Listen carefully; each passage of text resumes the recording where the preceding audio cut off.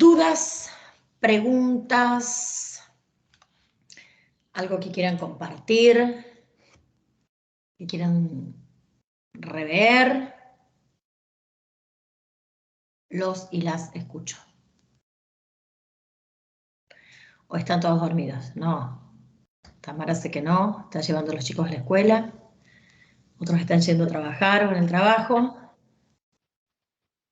Profe, yo por mi parte recién termino la parte de conectores, así que estaba un poco atrasado, así, pero dudas hasta el momento no tengo.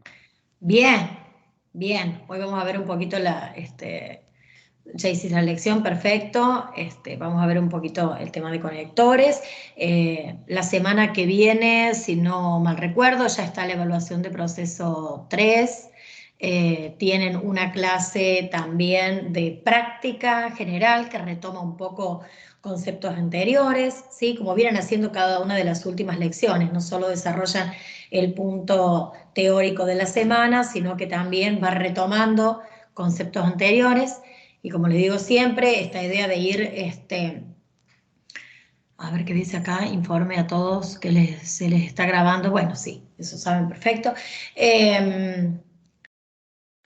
Una de las maneras, digamos, la manera de aprender una lengua tiene que ver con esto, ¿no? No ir a si bien la presentación es de compartimentos estancos, es decir, que vamos viendo una semana conectores, una semana nuevo futuro, una semana nuevo pasado, no se puede aprender una lengua si uno retoma todo el tiempo los conceptos anteriores, ¿no? Con esta idea siempre de proceso de aprendizaje, de ir tomando temas anteriores e ir incorporándolos y no dejarlos olvidados allá en el pasado, sino ir mejorando la comprensión del texto a partir de distintos conceptos. ¿Alguna consulta en particular? ¿Alguien más tiene alguna duda? Siempre la recomendación es, por favor, antes de empezar la evaluación de proceso, en lo posible asegúrense de tener las lecciones resueltas. Si bien las lecciones, y ya saben, no tienen fecha de cierre ni restricciones de intento, es aconsejable seguir el proceso, ¿no? La propuesta es esta, ¿no? De hacer un proceso de manera tal que cuando lleguen a la evaluación o a la instancia evaluativa, tengan todos los conceptos claros, ¿no? Si bien tienen ahí un recuperatorio al final de la evaluación, al final del módulo 4, lo ideal sería que lo puedan ir siguiendo y que no tengan que hacer un día antes o después o antes del fin de año todas las lecciones juntas. Digamos ahí, porque no sería esa la idea. ¿Pueden hacerlo? ¿Es una posibilidad? Sí. ¿Es aconsejable? Bueno, no.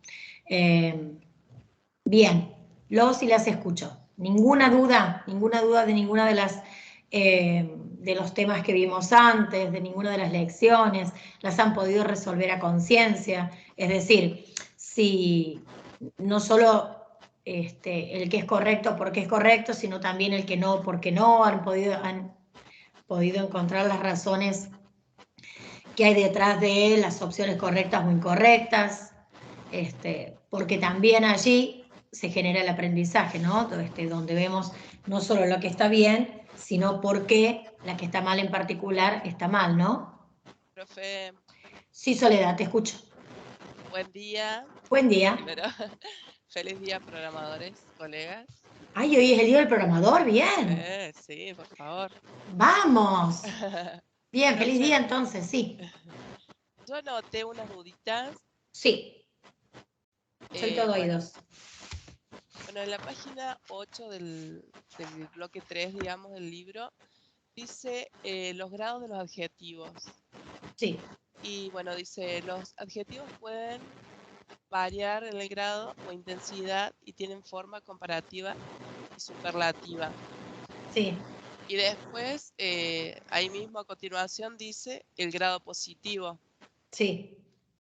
O sea, los grados, ¿cuáles serían entonces? Los grados son 3. Digo, la primera aclaración que hay que hacer es que el único tipo de adjetivo que tiene grados es el adjetivo calificativo. ¿Sí? Porque hemos visto determinantes, es decir, aquellos que modifican el sustantivo, como el artículo, por ejemplo, que también son considerados adjetivos, ¿sí? Como premodificadores. Pero los únicos que tienen grados son los calificativos. Y como tales poseen 3 grados. El positivo, que es la oración, por ejemplo, la casa es linda o la chica es alta, esa oración que no lleva ni comparación, ni grado comparativo ni grado superlativo, que son los otros 2 grados. Después tenemos el comparativo, cuando algo es más chico que, fíjate que inclusive los grados comparativos son de inferioridad, de igualdad o de superioridad, sí. Más chico que, tan alto como, más linda que, suponte. Y después tenemos los grados superlativos, ¿sí? Que es el más alto de todos, pero los grados son 3. Positivo, comparativo y superlativo. Bien, había notado otra duda, ya la voy a encontrar. Sí, claro. Acá. Dice, los verbos que no se usan en tiempos continuos, en la página 18 del sí. 3. Ajá. Dice, estos verbos generalmente no se conjugan en tiempos continuos. Sí. Y bueno, y ahí los nombra, believe, love, y bueno, understand. Pero yo lo he escuchado en ING. Sí, tienen en general en ING con tiempos continuos o en ING sin el tiempo continuo, porque vos podés tener, por ejemplo, understanding, sí. Y lo tenés en ING, is an activity that you can, ¿sí? Y ahí en ese caso no es un tiempo continuo, está utilizado como un gerundio, que se traduciría algo así como entender es una de las actividades principales para hacer un texto, suponte. Y ese entender, al comienzo de la oración, está funcionando como un sustantivo y no como un tiempo continuo. Un tiempo continuo siempre tenés que tener dos formas. Por un lado, el verbo ser o estar, conjugado con la persona gramatical, I am, she is, you are, en el caso del presente, I was, you were, en el caso del pasado, más el verbo principal con la ing, I'm walking, she is studying, we were watching, ¿sí? En ese sentido. Ahora bien, que en general no se utilicen con tiempos continuos no significa que nunca, never ever, se puedan utilizar con tiempos continuos. Lo que sucede es que tenés que tener un contexto muy específico en el que se pueda entender como tiempo continuo. Por ejemplo, en el caso de understand, que es el verbo entender, yo entiendo o no entiendo, en general lo utilizamos como te entiendo, I understand, te entendí. Yes, I understand it. Es cierto que uno en castellano puede estar, porque ese es otro tema, ¿no? La traducción y el uso de una lengua a la otra. Es raro encontrarlo en inglés, pero es más común que en castellano, no sé, yo te estoy explicando algo y vos me digas, estoy entendiendo. Como un proceso, ¿no? En general en inglés no se dice estoy entendiendo, se dice entendí o no entendí. ¿Sí? O entiendo. No suelen ser verbos que los vayamos a encontrar en tiempos continuos. Lo que no significa que no se puedan formar. Vos le pones un verbo ser o estar adelante en presente o en pasado y después al verbo principal le agregas la ing. Pero tiene que ver con usos tiene que ver con el uso que se hace en cada lengua. O believe, por ejemplo, el verbo creer. Yo creo o no creo. Bueno, por ahí uno puede decir, te estoy creyendo, difícil que encuentres te estoy creyendo, I am believing now, or... igual, pasa con todos los verbos de la lista de la misma forma, ¿no? Yo recuerdo o no recuerdo. Ahora, estoy recordando, bueno, de pronto estoy recordando en este momento, ahora que vos me estás diciendo... pero uno en general dice empiezo a recordar, pero también tiene que ver de nuevo, ¿no? Con esto de la traducción. Por ahí en castellano podemos decir, ahora que vos me decís, estoy recordando que me parece, en contextos muy particulares. Raro en inglés que encuentres este tipo de verbos con los verbos, con los tiempos continuos, ¿no? Lo que no significa que podamos hablar, y es muy raro encontrar en la lengua algo que digas nunca, nunca, siempre, siempre, ¿sí? Hay algunas reglas, por ejemplo, el uso del auxiliar do o das en las preguntas del presente o en las preguntas o en los negativos, ¿no? O el uso del auxiliar did en pasado para las interrogativas o las negativas. Bueno, ahí te puedo decir siempre, siempre, siempre, siempre, porque es una estructura y tiene que ser conformada de esa forma. Ahora, en los tiempos verbales, bueno, en general, y van a ver que muchas veces dice en el desarrollo de la teoría, en general, en la mayoría de los casos, pero es muy difícil decir siempre, siempre, ¿no? Porque como usuarios de la lengua, bueno, hacemos con ella lo que se nos plazca en algún punto, ¿no? ¿Sí? Por eso, en general, se tiende a utilizar los verbos de acción para los tiempos continuos y los verbos de estado para los tiempos simples. Eso es en regla general. Lo mismo pasa, por ejemplo, con el orden de los adjetivos adelante del sustantivo, ¿no? En una frase nominal, pero vos tenés en lugar de 1, tenés 4. Bueno, ahí hay una tabla en la teoría que sugiere un orden, lo que no significa que no puedan encontrar ejemplos donde el orden está alterado, porque muchas veces el hablante nativo, y nos pasa a nosotros también en castellano, hay ciertas reglas que no las aplicamos tal cual lo dice la gramática, sino más bien las aplicamos por intuición o por hablantes nativos, tal cual, por conocimiento, y no necesariamente seguimos al pie de la letra. Lo importante es poder comunicarse. ¿Se entiende, Soledad? Sí, sí. Perfecto, te escucho. Más preguntas. Bueno, y otra duda que noté que hasta donde llegué. En Bien. la página 28 dice del pasado simple, para expresar significados hipotéticos. O sea, los usos. Como si fuese if I were you, ¿qué ejemplos tenés? Sí. Ese en particular. Sí. Por ejemplo, si yo quiero decir, si yo fuera vos, haría tal o cual cosa. Y fíjate qué es lo que, ¿por qué hace referencia a significados hipotéticos?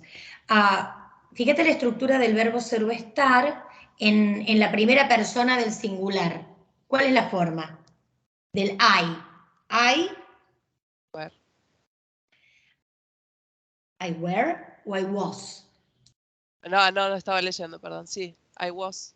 I was. Sin embargo, mira, y acá tenés un claro ejemplo de que nunca se puede decir que en la lengua todo es el 100% así. Siempre es I was. Eso estamos de acuerdo, porque es la forma. Ahora, hay una estructura fija, hipotética, ¿y cuál es el ejemplo que da? No dice I was, dice I were.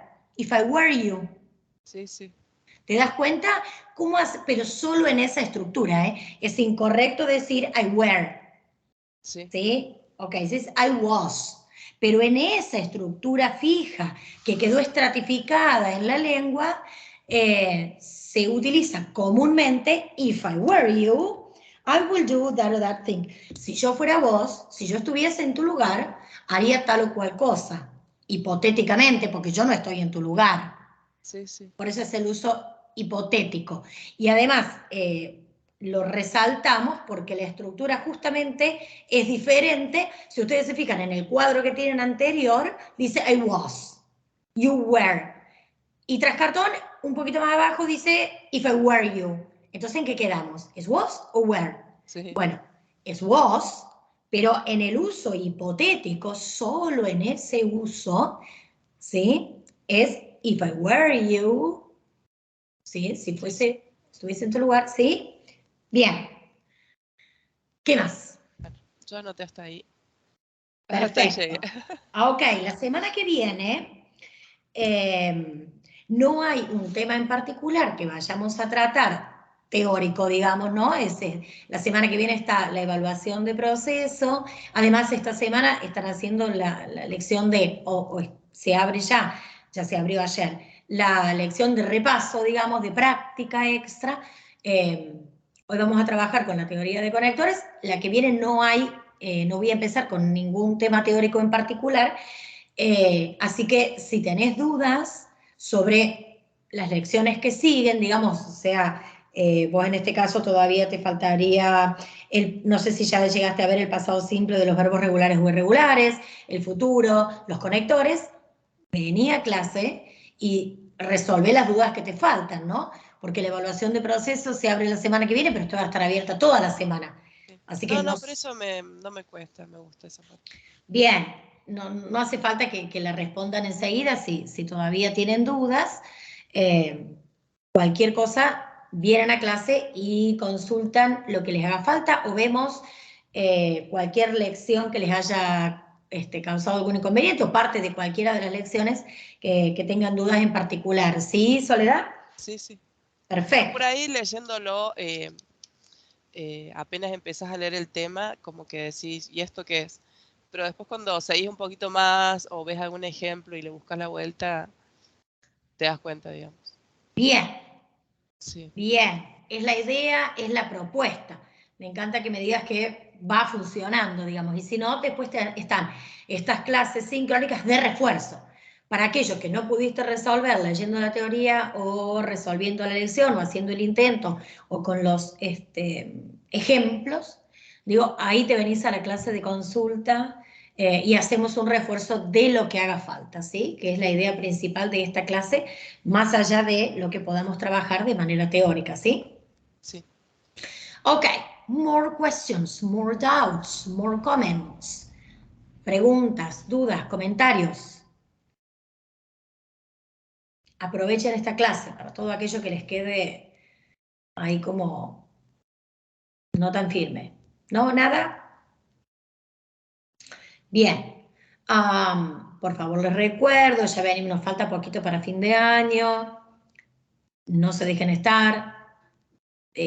Saben que necesitan todas las lecciones resueltas con el 100% del porcentaje obtenido, ¿sí? No esperen, por favor, a comienzos de noviembre para terminar de resolver las lecciones, que después es mucho trabajo, ¿sí? Si la llevan semana a semana, no es tanto, pero si se dejan juntar todas las lecciones o muchas de ellas, el bloque 3 es un bloque largo, se les va a complicar, ¿no? Y después no va a haber otra, digamos, no va a haber permisos y bueno, al final, porque no sea, no. El que no tenga todas las lecciones resueltas no va a aprobar. Por eso las lecciones no tienen fecha de cierre, no tienen restricción de intentos, ¿sí? Pero es una condición para aprobar la materia. Bien, o más que materia, el espacio curricular, para hablar con propiedad. Perfecto. Comparto, ¿sí? El tema que vamos a hablar hoy. Cualquier cosa, abren el micrófono, que saben que ahora que comparto, los dejo de ver. Y las dejo de ver. Perfecto. Sí, te escucho. Perdón, yo completé un par de actividades. Si yo las vuelvo a hacer y no me saco un 100%, queda igual con el 100% que hice la primera vez, ¿no? Sí, exactamente, tal cual. Ustedes una vez que obtienen el 100%, porque justamente las lecciones también están desarrolladas para estudiar, ¿no? Entonces no es que llegan al 100% y después no la tocan más porque en el próximo solo quieren leer algunas cosas y se sacaron el 20, el 15 o el 30. Claro. No importa. Una vez que, porque la plataforma va registrando cada una de sus entradas, pero cuando llega al 100%, así lo veo yo desde mi lado cuando entro a ver cómo es la situación de cada uno de ustedes, ¿no? Automáticamente me marca el 100%. De hecho, creo que yo no sé ustedes si tienen ese acceso, pero si ustedes se fijan en calificaciones, Sí, van a ver que dice 100, 100, 100, 100. No dice la última No, sí está todo, pero está perfecta la plataforma.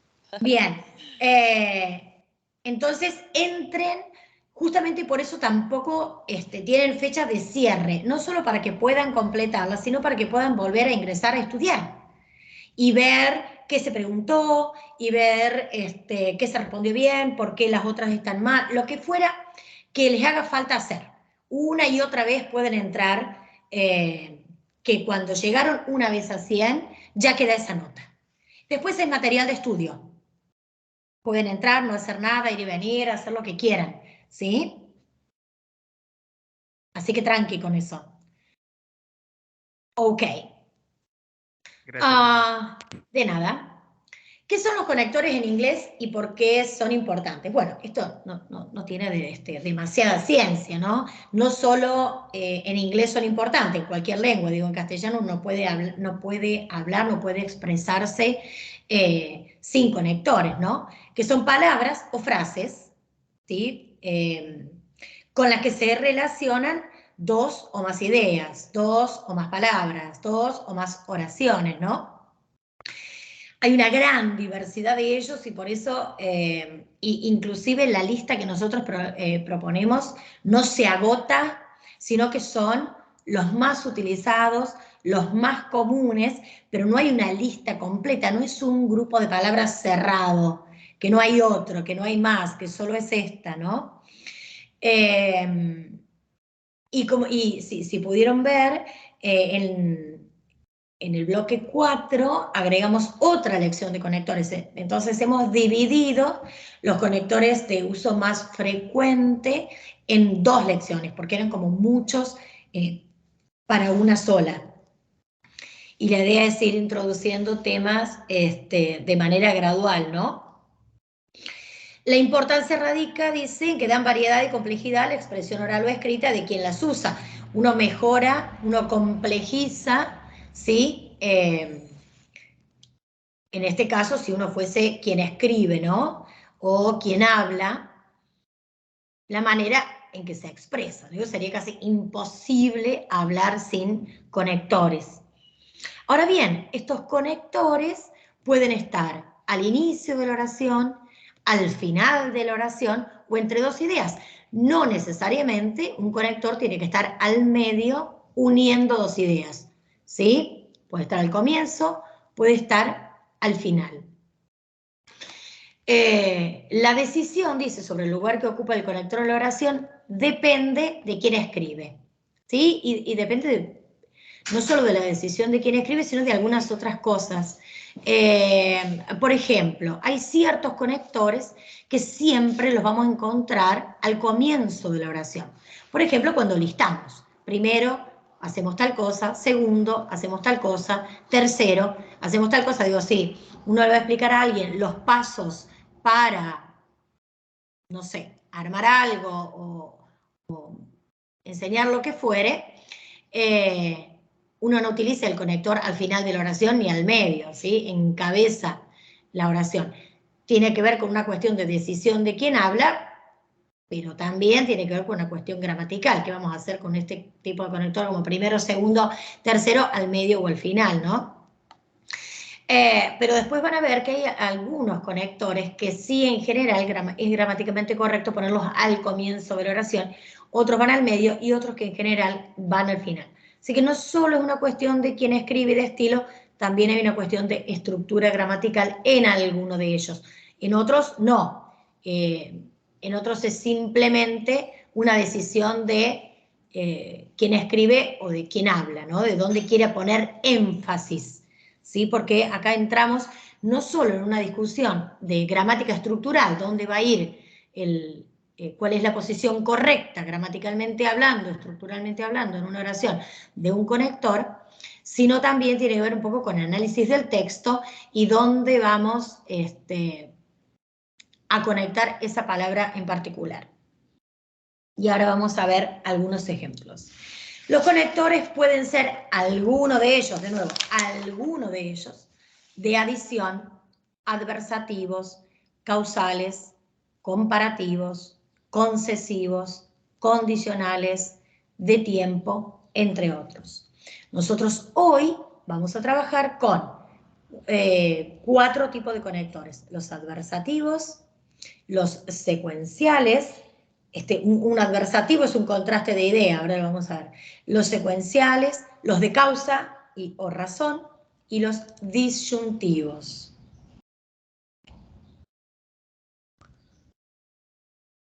Empezamos por los adversativos. Los conectores adversativos expresan contraste entre ideas. Y esta palabra, que por ahí es poco transparente, que no se sabe muy bien exactamente qué significa, este tipo de conectores conecta, por ejemplo, ideas con pero, but. Sin embargo, however, ¿sí? Sin embargo, es uno de los conectores que suele encontrarse al comienzo de la oración, ¿sí? Es decir, en este sentido, por ejemplo, digo, no sé, me cuesta mucho aprender inglés, punto. However, I like it, ¿sí? Me gusta mucho estudiar inglés. It's quite difficult for me to study English, punto. However, I like it. Al comienzo de la oración, es decir, al comienzo de la segunda oración, ¿no? No es que está uniendo, tenemos 2 oraciones coordinadas. Pero el but, en general, no es un conector que uno encuentra al comienzo de una oración, sino más bien al medio, ¿no? Por ejemplo, he studied hard, but he didn't pass the test. Él estudió mucho, pero no aprobó el examen, ¿sí? Nonetheless, nevertheless, no obstante, yet, even so, sin embargo, aún, de todas maneras, still, instead, whereas, while, on the contrary, on the other hand. On the other hand a veces se utiliza on one hand o the other hand, por un lado, luego por el otro. Although, even though, despite, in spite of. Y fíjense que hay más de uno y se traducen igual. Entonces, bueno, ¿y entonces cuándo se utiliza uno y cuándo se utiliza otro?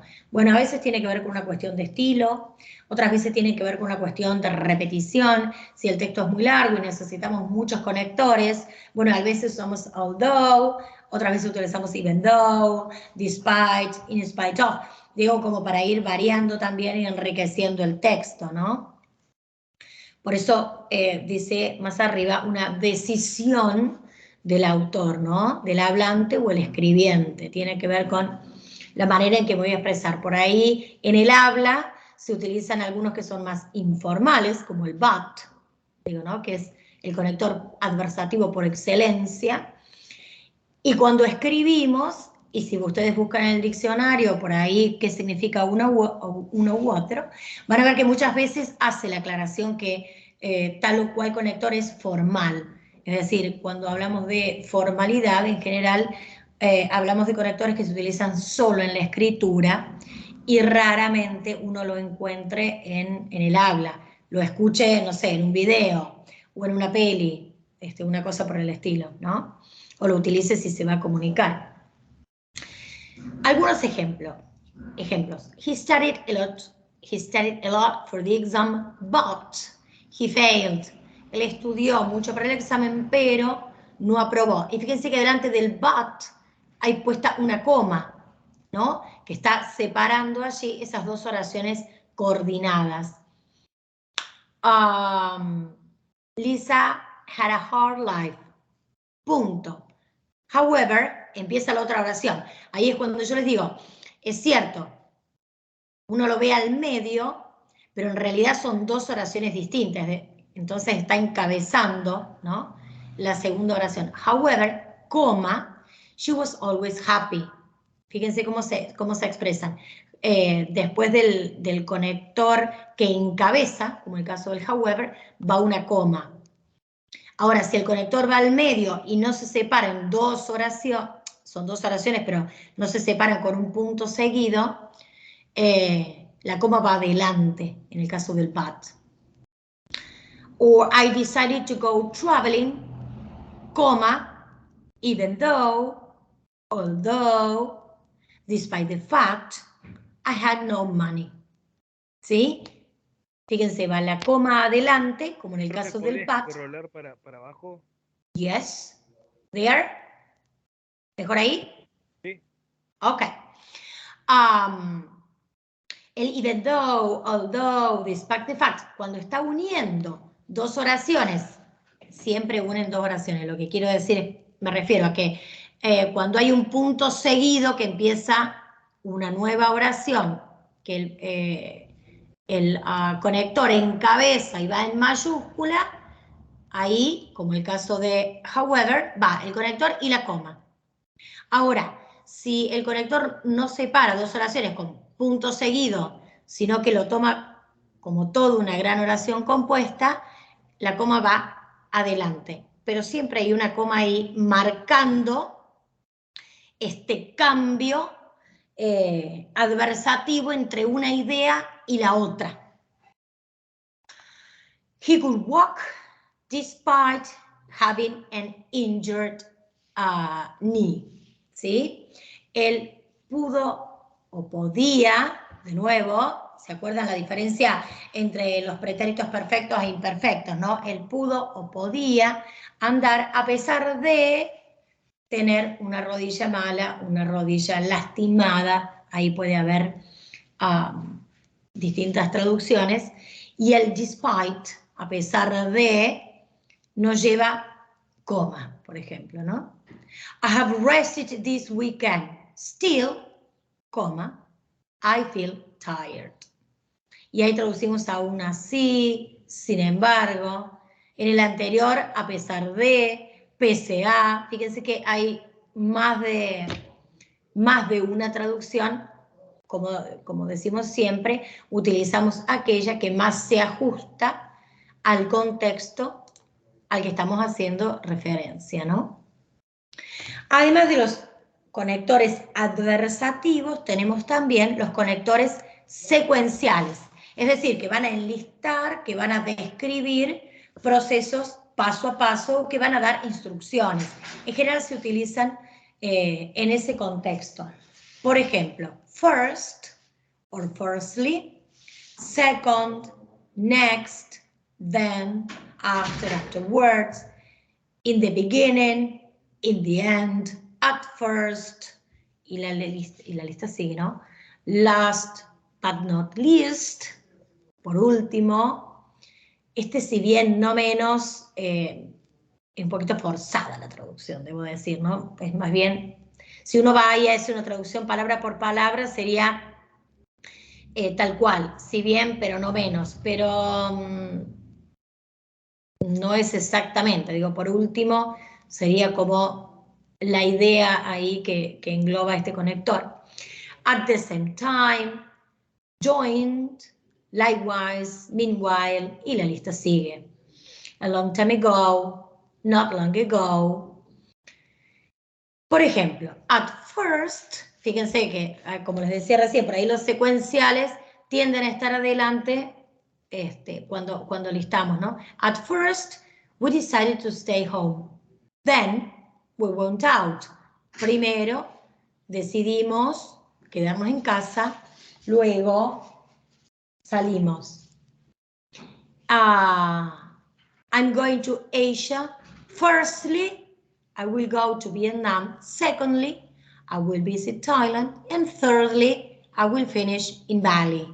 Y ahí listamos, ¿no? Primero, voy a Vietnam. Segundo, voy a ir, de acuerdo a lo que vimos en el último, en una de las últimas, sí, en la anterior clase, sobre los futuros. En ese ejemplo que tienen ahí, firstly, I will go to Vietnam. Secondly, I will visit Thailand. Thirdly, I will finish in Bali. ¿Qué sabemos de eso? ¿Cómo lo traducimos y qué nos dice el uso del verbo modal will?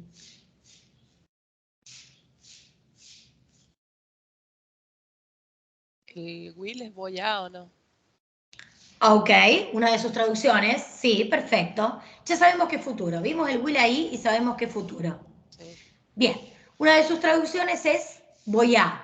¿Cuál es la otra?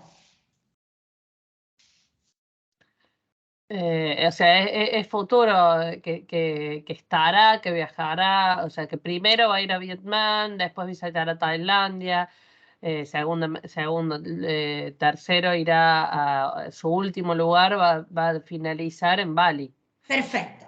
Entonces ahí podemos traducirlo como irá, visitará, terminará, que son los verbos go, visit and finish, o va a ir a... En eso, de acuerdo. Ok. Profe, Sí. el going, o sea, el will es, por ejemplo, para futuros eventos, o sea, algo que va a ser probable, mientras que el going to es lo que va a suceder. Gracias. Esa era mi pregunta a continuación. Entonces, nosotros estamos seguros, la persona que habla está segura que va a Vietnam, a Tailandia y a Bali. ¿Tiene, digamos, No. las reservas en el hotel de Vietnam, de Tailandia y de Bali? No, está segura que va a ir a Asia. Bien, de eso está seguro. Los otros es la idea de lo que va a hacer. Exactamente. Y fíjense, esa información que ustedes me acaban de expresar a mí, independientemente de si lo van a traducir como irá, o visitará, o terminará, o va a ir, va a visitar, o va a terminar, porque a nosotros en castellano como no tenemos esa distinción, es lo mismo una traducción que la otra. Ahora, fíjense toda la información que ustedes tienen, ¿sí? Que se lo dice solo el uso de going to y will. Esa distinción de si está seguro o no está seguro se pierde en la traducción, ustedes no la pueden expresar. Claro, no es exactamente, cuando ustedes la traducen, no la pueden expresar, no tienen manera en castellano de expresar si están, cuán seguros están, digamos, ¿no? Ya tendrían que agregar información adicional, pero aún no reservé el hotel, no estoy seguro. Digo, pero la traducción de esas oraciones, la idea de cuán seguro o no está la persona de lo que va a hacer, es información extra textual que tienen ustedes en mente y que saben, pero que no tienen manera de expresarlo en la traducción a no ser que agreguen más oraciones. ¿Estamos de acuerdo en eso? Es como una expresión que hace, vos lo tenés que afirmar ya. Leyendo es otra cosa. Tal cual, digo, vos, pero nosotros, si lo dijésemos en castellano, si queremos compartir esta idea, bueno, me voy a Asia, primero voy a empezar por Vietnam, después voy a visitar Tailandia, después voy a visitar Bali. ¿Y cómo sabe mi interlocutor si yo ya tengo el hotel o no tengo? ¿Cuán seguro estoy? Entonces, ¿estás Y seguro? depende cómo lo cuentes personalmente, una expresión me refiero. Tal cual, pero el solo uso del futuro no te alcanza. No. Después tenés que decirle, bueno, esta es mi idea. O sí, ya tengo reservado el hotel, ya tengo todo comprado el paquete, seguro voy a hacer esto, pero ya tengo que empezar a agregar. Solo el uso del futuro. Solo el uso del futuro no me alcanza. Ahora, fíjate que en inglés está esa distinción marcada. Solo el uso del futuro te está dando a vos una información extra textual que te está diciendo cuán seguro o no está de lo que va a hacer. Y lo mismo pasa con los verbos modales cuando vimos, por ejemplo, los de posibilidad o probabilidad. Can, may, might, will, ¿se acuerdan? De acuerdo al verbo modal que se utilice, yo puedo ver, obtengo esa información extratextual de cuánto está seguro alguien de que va a suceder algo.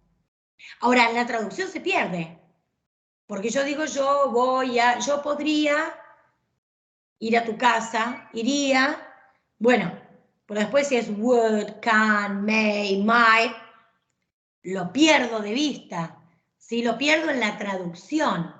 ¿Se entiende cuando hago referencia a información extratextual? Lo que les está diciendo la oración que se pierde en la traducción o no. ¿O les hice más lío de lo que quise aclarar? Sí, profe. Yo me perdí.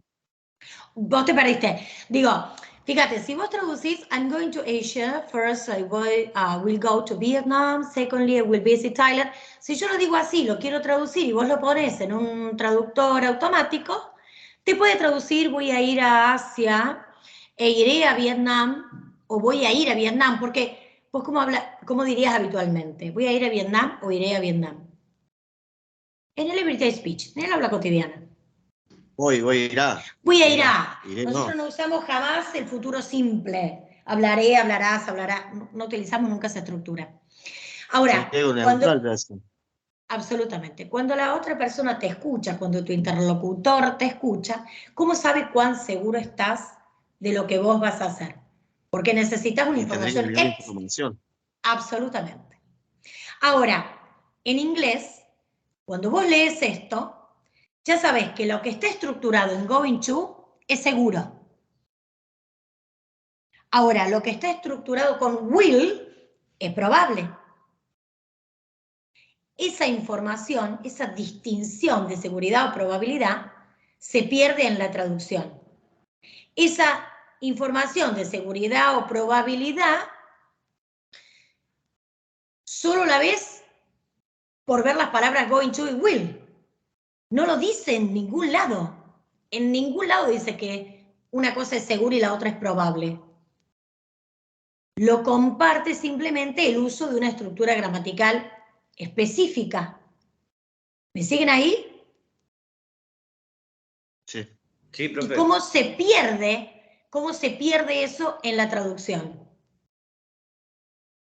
Si ustedes van a traducir, tienen que intervenir en el traductor y agregar, bueno, esto, y empezar a agregar información para que quede claro, porque no podemos perder la idea, ¿no? Si tenemos que hacer una traducción específica, no se puede perder esta idea, porque acá no habría grandes inconvenientes. Ahora, si ustedes van a hacer referencia, no sé, a algo en particular que tenga que ver con el trabajo de ustedes, no es lo mismo estar seguro que sea probable. Entonces tiene que empezar. Si le pongo, iría a Vietnam, por ejemplo, estaría cambiando el texto. Es que si vos pones iría, ya no sería futuro, ya sería un condicional. Arma la oración completa. Voy a ir a Asia primero. Sí. Y acá tendría que sumarle después. Ok. Segundo. O sea, yo tendría que cambiar toda la oración para mantener la idea, digo. Para que se bien la idea. Exacto. A la hora de traducir, vas a tener que empezar, porque vos sugeriste iría. Pero iría ya es, claro, yo iré. En realidad, el futuro es iré, no iría. Porque iría ya es un condicional. Pero ya no es futuro. Iría por esto, no, claro. Por ejemplo, si quiero decir, iría a tu casa, pero me siento mal, por ejemplo. ¿Cómo sería, profe? Claro, pero vos ya ves, I will go visit you, but, yes, y ya van a ver que en el módulo 4 hay una lección que dice condicionales. Sí. Y ahí vamos a ver que los condicionales son, primero, estructuras fijas de 2 oraciones al menos, porque sí o sí necesitas tener una condición y la otra, y después puede haber condicionales que son probables. Una cosa es, if I were you, eso es un condicional. No la puedo cortar ahí. Si yo fuera vos, I will do, yo haría tal o cual cosa. Or I do, yo hago. Pero después puedo tener, por ejemplo, si yo hubiese ido a tu casa, hubiese hecho tal cosa. Ya vamos a ver cómo los condicionales tienen, se llaman 0, 1, 2, 3, porque depende de la combinación de tiempos verbales, pero para eso necesitamos saber todos los tiempos verbales. La combinación de tiempos verbales que va haciendo que esta condición sea hipotética, sea probable o sea imposible, ¿no? Una cosa es decir, si llueve voy a tu casa, bueno, al revés, si llueve no voy a tu casa, si lloviese iría a tu casa, si hubiese llovido no hubiese ido. ¿Se dan cuenta cómo las condiciones cambian? Pero eso son estructuras fijas, los vamos a ver con condicionales. En este caso no tenemos condicionales, porque no tenemos oraciones que dependan una de la otra. Voy a ir a Asia, primero voy a ir a Vietnam, después voy a visitar Tailandia y por último termino en Bali. Pero no, si fuese a Vietnam o si fuese a Asia, iría a Vietnam, iría a Tailandia y terminaría en Bali. Eso sería un condicional. No es este el caso. ¿Me siguen? Sí. Ok. Bien. We went for dinner. After that, we came back home. Fuimos a cenar, después volvimos a casa. Y así, ¿no? I went to the gym and then I took a shower. Fui al gimnasio, luego me duché. He didn't work hard and eventually he got fired. No trabajó duro, no trabajó lo suficiente, finalmente lo echaron. Después tenemos, ya me pasé la hora. Tenemos conectores de causa y razón, because of, for, since, as, due to, y sigue la lista. Por ejemplo, I lost the school bus because I fell asleep. Causa y consecuencia. ¿Por qué? Me quedé dormido. John couldn't go to the movie premiere for he could not buy a ticket. ¿Por qué? Eso me parece que está mal. I should check that. Laura couldn't sleep because of, her neighbors did. Laura no pudo dormir a causa de, debido a los sonidos o los ruidos que hicieron sus vecinos. Y fíjense que está en cabeza. Due to the rain, Michael and his family couldn't go to camp. Debido a, igual el since she got good grades, Maria decided to study every day, puesto que debido a, ¿no? Se traducen, tienen más de una traducción, ¿no? Pero siempre esta idea de causa y consecuencia. Y por último, los disyuntivos, es decir, nos da opciones, ¿sí? Or, either, or, y esos puntos suspensivos significa que en cabeza hay sustantivos u opciones y luego otras. Debe haber unos ejemplos acá. Neither your dog nor her cat, es decir, ni tu perro, ni el gato, or either your dog or her cat, ¿sí? Whether or, eso significa que se utilizan ahí uno u otro, ¿no? Ni uno ni otro, sí o, not only but as well, son estructuras fijas para armar una oración, ¿no? No alcanza con una sola palabra como or, por ejemplo, sino que hay que armar toda una estructura.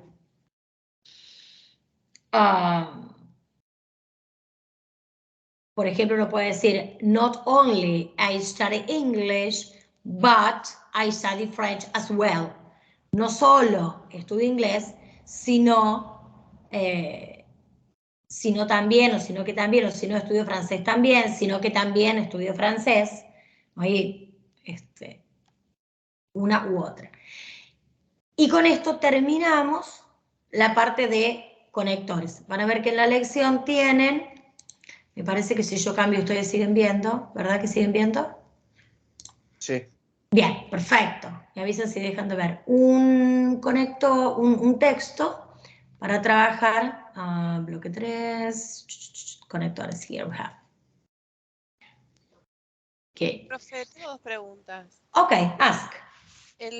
Por ejemplo, I will go to. ¿Ese to es una preposición siempre? Yeah. Bien. Y la otra es si los verbos los que terminan con ar, ir. Los infinitivos. Sí, es en castellano.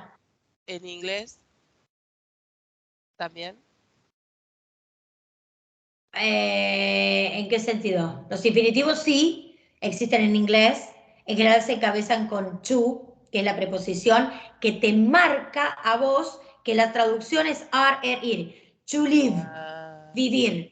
To move, mover. ¿sí? Es la preposición típica para conformar o marcar el infinitivo.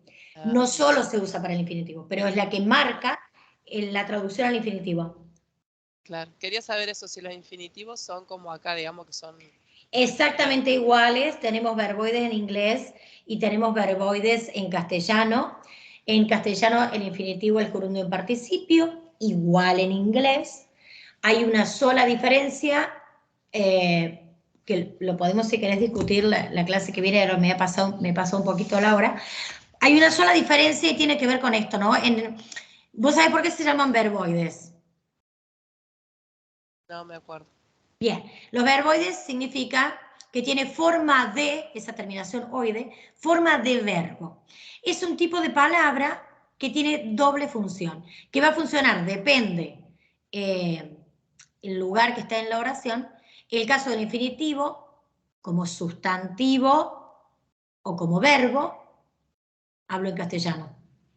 En el participio, que termina en ado, ido, funciona como verbo o funciona como adjetivo. Y el gerundio, el que termina en ing, ando, endo, funciona como verbo o como adverbio, caminando. ¿Sí? Yo vengo caminando, por ejemplo. En inglés es igual, pero, por ejemplo, el gerundio, que termina en ing, además puede funcionar como sustantivo o como adjetivo, cosa que no sucede en castellano. Por ejemplo, si yo digo fishing is my favorite activity, utilizo un ing, utilizo un gerundio, pero no traduzco pescando es mi actividad favorita, sino traduzco pescar. Mira, acá tenemos un ejemplo, justo lo que te estoy diciendo. Fíjate en el punto 1, dice, using the latest technology to improve your product or to improve your service.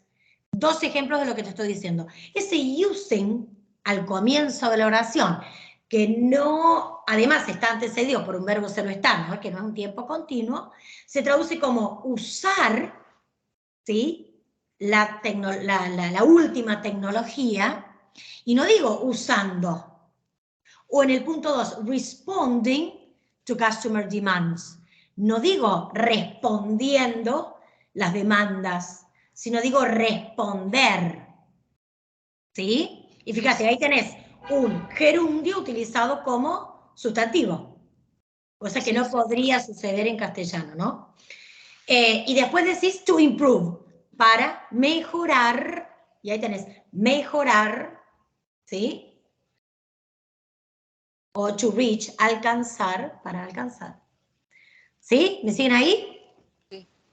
Bien, bueno, me recontrarrepasé de la clase, pero espero que les haya sido productivo. ¿Alguna duda, consulta, comentario, cualquier cosa que quieran compartir? Profe. Yo le quería preguntar sobre... Pregunte. Hola, buen día. Buen día. Profe, tengo una consultita en la lección de la práctica general. Ajá, sí. Creo que en el tercer punto, en la tercera pregunta, dice, en la siguiente línea de la página 8, 2 puntos, dice, Python's simple, easy to learn syntax. Sí. La correcta es ese, es un Como caso genitivo. Sí, yo ahí Sí. la verdad no entendí, porque yo lo hubiese traducido, ese es la forma abreviada de is. Ok, porque si ese es la forma abreviada de is, ¿cómo lo traducirían? Y Python es simple, claro, fácil y de aprender. ¿Y? Digamos, Ok, de aprender. ¿Y qué hacemos con syntax? Claro. Ah, está bien.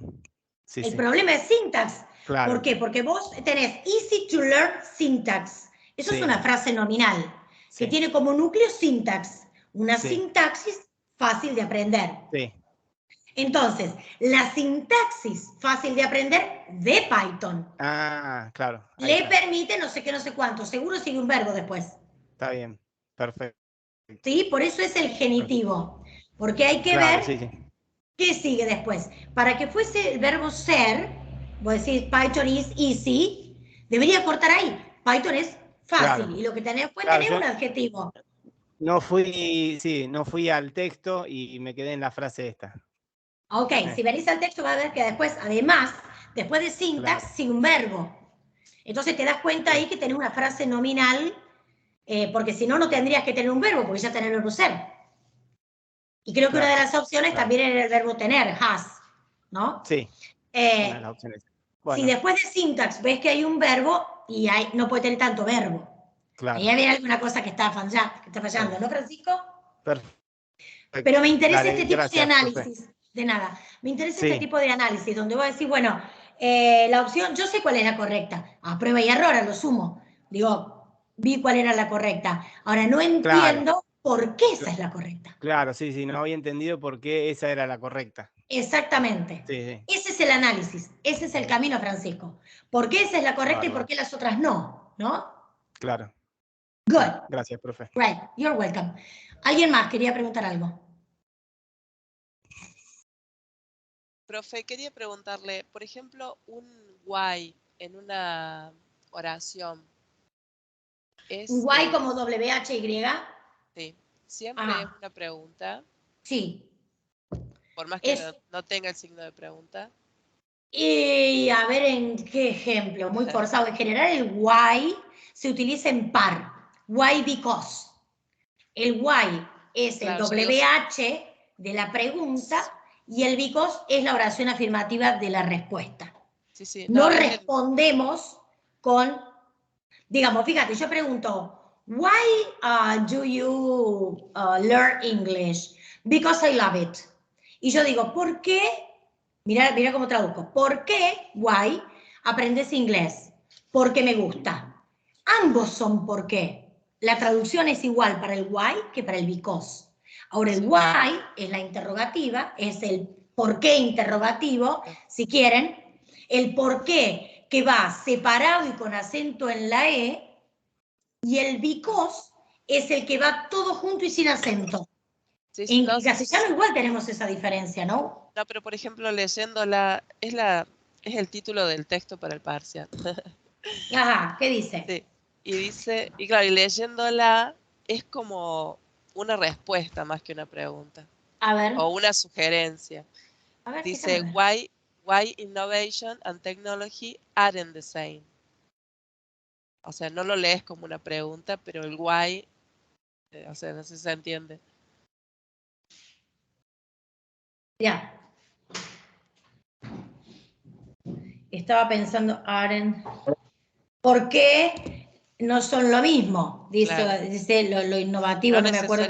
Sí, no necesariamente es una pregunta. Sí, lo que pasa es que está conformado como una pregunta indirecta. Claro, exacto. Sí, las razones de por qué, uno lee en este sentido, ¿no? Las razones de por qué, pero es un estilo más bien de escritura, sí. Sí. Yo digo, debería decir because si no es una pregunta. Pero lo que pasa es que el because automáticamente remite a la respuesta de una pregunta. Sí, no encabezamos con because, just because, digamos, solo porque arrancamos con because. Sí. Bien. Sí. Más preguntas. Y está bueno que empiecen, me gusta esto, ¿no, Soledad? Que empiecen a trabajar con el texto de la evaluación de proceso. Porque para eso los dejamos ahí at hand. Para eso se los dimos. Digo, la idea nunca fue o nunca es tener mala fe o sorprenderlos. La idea es que aprendan. Entonces, les pusimos el texto. ¿Cuánto hace que esté ese texto puesto ahí? Para que llegado el momento lo puedan trabajar, lo puedan traducir. ¿Qué es lo que se pregunta en general en las lecciones? Lo mismo se va a preguntar en el texto. Sí, por eso yo le escribí ayer y le pregunté. Exactamente. Si lo podía. Absolutamente, para eso está disponible. Para eso está disponible. Para que puedan trabajarlo, hacerlo suyo y para que además traigan las preguntas, si quieren, de las dudas que tengan en la clase que viene. La idea es que aprendan, ¿sí? Ok. ¿Alguna pregunta más? Detengo ya la grabación. Gracias, profe. Yo estaría por Perfecto.